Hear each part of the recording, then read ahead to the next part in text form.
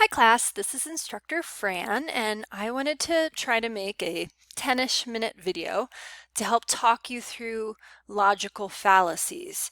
In a nutshell, logical fallacies are faulty reasonings in argument when someone has faulty reasoning, and this is really important for us to be able to spot in arguments, to avoid in our own arguments.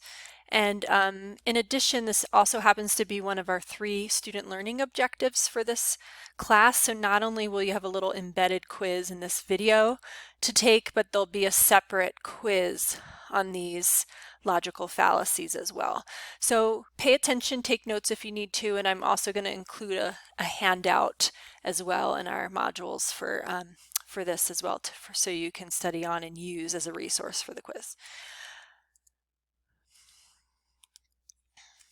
So, as I mentioned, it's really important to be able to both spot these errors of judgment, errors in arguments, and also to avoid using them yourself. And what's interesting to note is sometimes they're accidental. Sometimes people have just faulty reasoning, but then there's other times that logical fallacies are used intentionally, where people use these ideas of rhetoric to try and fool their audience. So that gives me extra motivation to know what they are and to be able to spot them, whether it's in advertisements, whether it's with politicians, whether it's just in everyday life.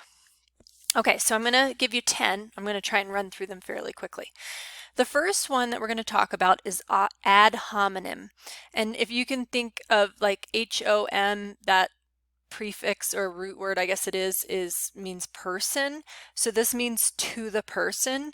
And basically what this faulty reasoning is that you're attacking the person rather than the argument that they have. So let's say that 2 senators are having a debate on health care. Then if one of the senators said, Senator Brown is stupid and lazy, so you should never trust what he has to say, that's attacking Senator Brown as a person, not the argument that Senator Brown has about healthcare. So, you'll see that a lot, like any type of name calling is an ad hominem type of logical fallacy, and it really distracts people. This name calling, attacking the person, it distracts the audience from the argument that's at hand. Okay, number 2, straw man. Think of a straw man. They're easy to knock over. So in a straw man argument, what someone does is they make a distorted version of someone's argument and then attack that. So they don't attack the real argument, they make a distorted, like a false version of their argument, distort what the person's saying. So my example is, let's say person A says, I don't want the dog sleeping on the bed. And person B, instead of talking about why the dog should or shouldn't, having a conversation about that, says, why do you hate our dog? Well, person A didn't say they hated their dog. They just said they didn't want them sleeping on the bed. And there could be reasons for and against that to debate. But a straw man argument takes a distorted version of that argument and then goes on the attack with that. Okay, next one, appeal to authority. Okay, so there's a lot of authorities on matters, and you want to make sure that when you are giving credit to an authority, that they're actually an authority in that topic. For example, my mom's a doctor. My mom could not give an authoritative review of vitamins or health routines or medical issues because she's not a medical doctor. But someone on a commercial could call her Dr. Lord, because she's a doctor, she has a PhD in art history, and then say that she endorses something. Okay, so you have to make sure that when somebody has an argument or you're making an argument, that the person really is an authority in the topic that they're addressing. So my example is Albert Einstein, one of the smartest people ever, said that the best and healthiest breakfast is bacon and eggs, so it must be true. Well, Albert Einstein is surely intelligent, and maybe he did have a good idea about breakfast, but just because he was smart doesn't mean that he knew about medical matters and diet and things like that. So he really wouldn't be the authority that we'd want to appeal to. You can take a look at that Aristotle quote, it's kind of funny. Okay, slippery slope. Think of a slippery slope. It's easy to start tumbling down fast. Well, that's what this logical fallacy number 4 is. It's when somebody starts going way down the line of cause and effect events from an original precipitative event without real logic or evidence behind thinking that it's going to tumble all the way down to something. So this is a silly example, but my example is, let's say somebody says, oh, let's play cards. And the other person says, well, no, I don't want to do that because if we play cards today, then you'll want to play cards each time we hang out. And if we play cards all the time, I'll get bored hanging out with you and then we won't be friends anymore. Now, what does playing one game of cards have to do with not being friends anymore? That's kind of silly, but they just went from one idea to another without really having any evidence to back that up. That's a slippery slope. Bandwagon. Okay, so you've probably heard this expression before, to jump on the bandwagon. Well, bandwagon logical fallacy is to claim that something's good or that people should think or do something because everyone else is doing it or everyone else thinks something, instead of doing the due diligence of finding out the facts for yourself. So, for example, somebody might say, oh, well, the Atkins diet is working for everyone else, so it's also going to work for me too.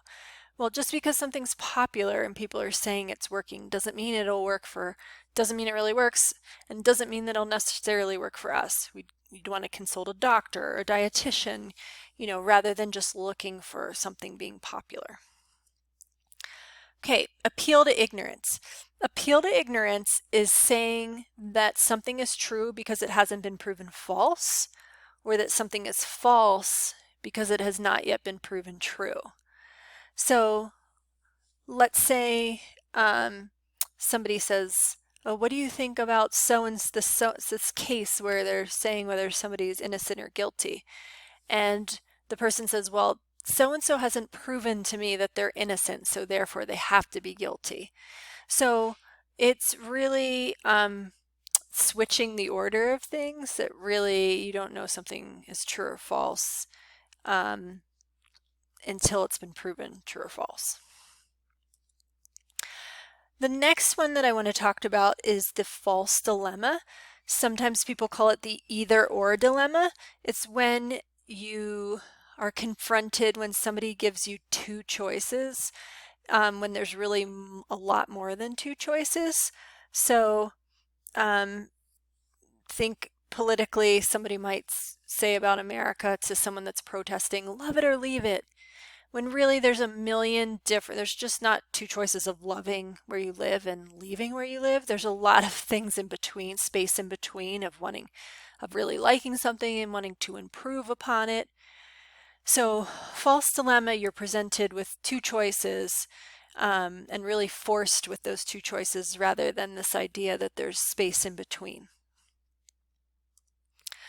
Okay, next one, hasty generalization. Sometimes people call this a faulty generalization, and basically it's a claim that's based on evidence that's too limited, that has too small of a sample size. So somebody might say, did you see that man just run a red light? All men are awful drivers. Well, just because one man runs a red light doesn't mean all men are awful drivers, and even if 5 men ran a red light doesn't mean that all men are awful drivers. You need a lot larger sample size than that.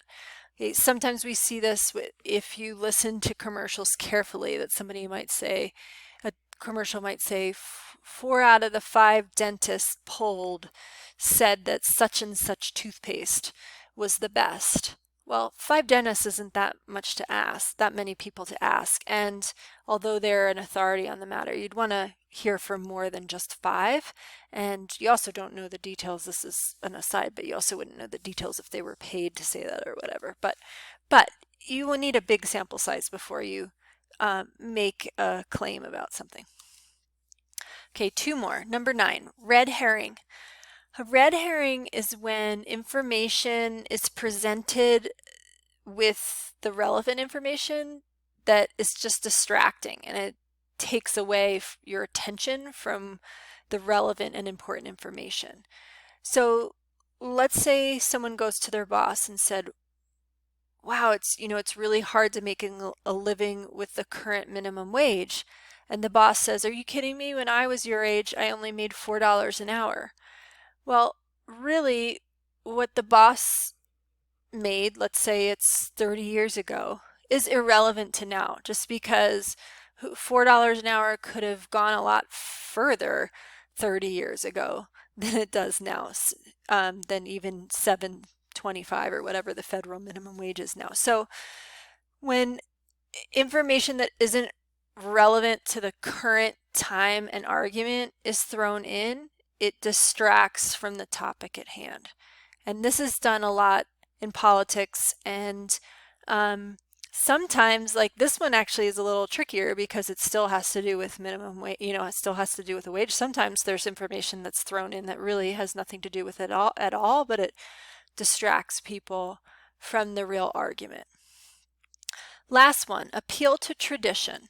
An appeal to tradition is the assumption that something is better just because it's been done that way in the past. It's always been done that way. Some people call it an appeal to antiquity or appeal to common practice. But an example, and this happened in my community here in Idaho, there are a lot of people that said we should keep our school mascot as the Redskins because that is what it has always been. Well, that's not really the argument. Just because something's always been that way, something's been a tradition, doesn't mean that doesn't really have to do with whether it's a good thing to have or a bad thing to have. Sometimes things change. So have the debate about whether you should have the Redskin mascot now, and it's appealing to the tradition of it always having been that way isn't what should be being done, because maybe things have changed. Maybe it should never have been done that way. So I hope that helped to go through the logical fallacies. Like I said, we're going to have a quiz on this, a bigger quiz on this, so make sure you study up. You can do some research on your own. You can review this. I'm also going to have a handout for you, but hopefully that helped you with spotting them on your own. Pay attention when you're listening to politicians speak or listening to commercials. See if you spot them. And you also want to, if you have integrity, you want to avoid them in your arguments as well. Thanks so much.